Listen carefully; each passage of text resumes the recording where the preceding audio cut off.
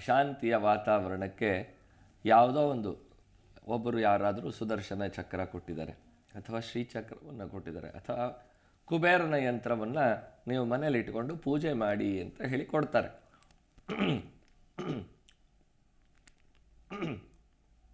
ಅವ್ರು ಕೊಡೋದು ತಪ್ಪಲ್ಲ.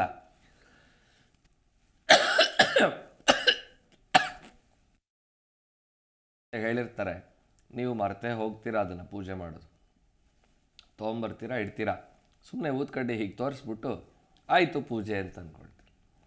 ನೀವು ಮನೆಗೆ ಬರ್ತೀರಾ, ಮನೆಗೆ ಬಂದಮೇಲೆ ಚೆನ್ನಾಗಿದ್ದೀರಾ ಅಂತ ಕೇಳ್ತೀನಿ ನಾನೇ. ನಮ್ಮ ಮನೆಗೆ ಬರ್ತೀರಾ, ಚೆನ್ನಾಗಿದ್ದೀರಾ ನೀವು ಅಂತ ಕೇಳ್ತೀನಿ, ಚೆನ್ನಾಗಿದ್ದೀನಿ.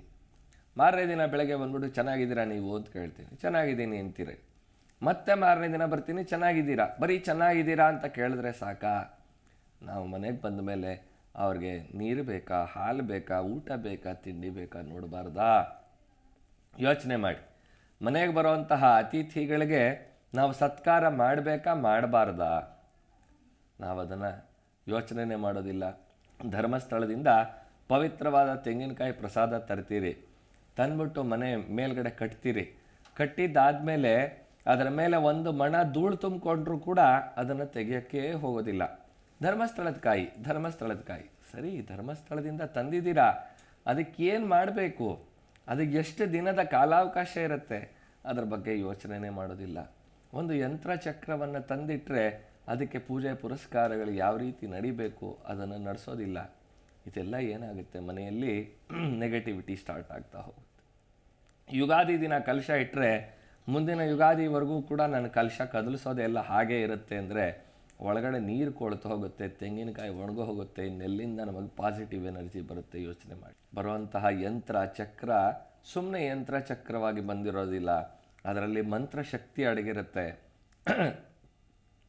ದೈವಾಧೀನಂ ಜಗತ್ ಸರ್ವಂ ತದ್ದೈವಂ ಮಂತ್ರಾಧೀನಃ ತನ್ಮಂತ್ರಂ ಬ್ರಾಹ್ಮಣಾಧೀನೋ ಬ್ರಾಹ್ಮಣೋ ಮಮ ದೇವತಾ ಅಂತ ಭಗವಂತ ಹೇಳಿದ್ದಾನೆ. ಯಾರು ಮಂತ್ರವನ್ನು ಕಲ್ತಿರ್ತಾರೋ ಅವರು ಬ್ರಾಹ್ಮಣರು. ಯಾವ ಮಂತ್ರದ ಉಚ್ಚಾರಣೆ ನಡೆಯುತ್ತೋ ಆ ದೇವತೆ ಆ ಮಂತ್ರಕ್ಕೆ ಅಧೀನವಾಗಿರುತ್ತೆ. ಅಂತಹ ದೇವತೆಯ ಅಧೀನದಲ್ಲಿ ಸಮಸ್ತ ಜಗತ್ತು ಇದೆ ಅಂತ. ಆ ಜಗತ್ತಿಗೆ ಶಕ್ತಿಯನ್ನು ತುಂಬುವಂತಹ ದೈವದ ಮಂತ್ರವನ್ನು ಆ ಯಂತ್ರದಲ್ಲಿ ಅಡಗಿಸಿಟ್ಟಿರ್ತಾರೆ.